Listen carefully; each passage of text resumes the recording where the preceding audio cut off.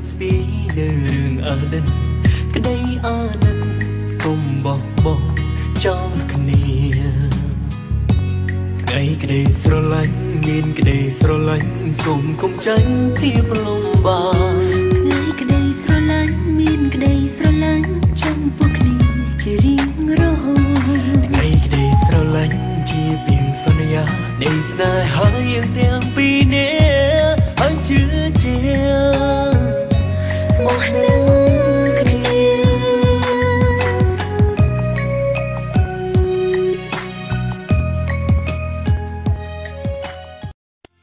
មិនមានដូចគេទៅស្រីឈប់ស្នេហ៍ហើយលែងអាណិនវេលាបាំងភ្នែកលួយលានតែងចិត្តមកបាំងរំចិត្តលែងគិតដល់ខ្ញុំ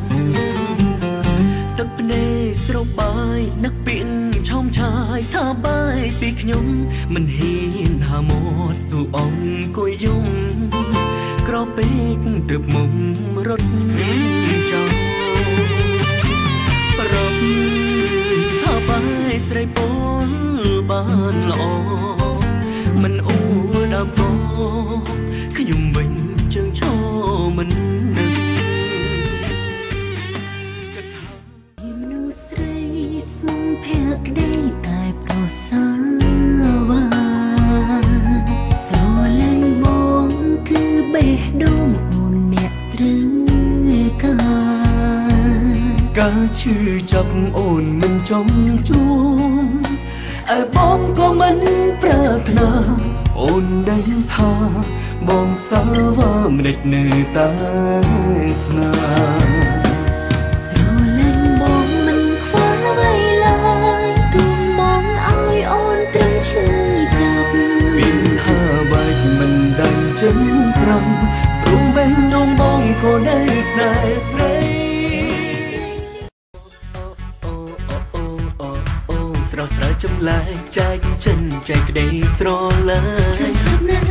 អីពេលភ្លឺច្បាស់ពន្លឺភ្លេងខ្លាំងណាស់ថ្ងៃពិសេសនៃក្តីស្រឡាញ់ក្តីស្រឡាញ់សម្រាប់គ្រប់គ្នាទាំងគ្រួសារទាំងសង្សារទាំងមិត្តបញ្ជាក់ក្តីស្រឡាញ់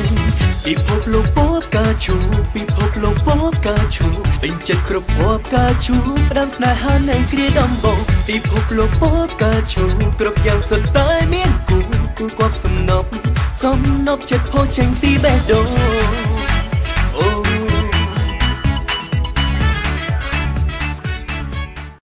សង្ឃឹមគេយំគេទទួលឆ្លើយតបក្តីស្រ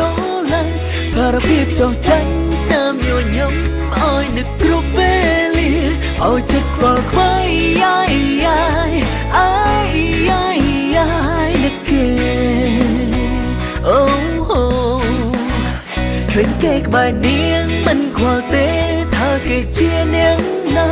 នំនៃធម្មតាក៏បារម្ភខ្លាចគេឆង់យកបាននំចង់ប្រាប់ថាអាយមិនព្រមឲ្យស្នេហា